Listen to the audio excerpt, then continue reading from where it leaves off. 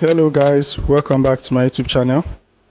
It's a good news to all Nigerians that OKX exchange has resumed operation for Nigerian residents.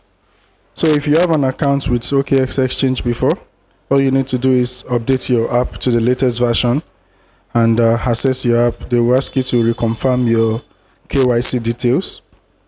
You go ahead and confirm all those details, and you have your account back and fully operational. The same thing with the P2P service. You come to the P2P service, you can now buy and sell USDT on OKX exchange if you are living in Nigeria. So this is a good thing for us. The OKX exchange left Nigeria some years ago and now it's back.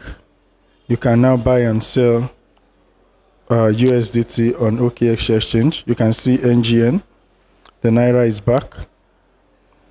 Previously I had some assets on this, but over time they've been delisted and they are no longer available for trading. So if you are an existing user of OKX exchange, all you need to do is just log into your app after you've updated. You might need to confirm with your Google Authenticator, SMS, your Gmail, or even WhatsApp OTP. So just go ahead and complete all the process and you have your account back. You can now trade, store asset as well.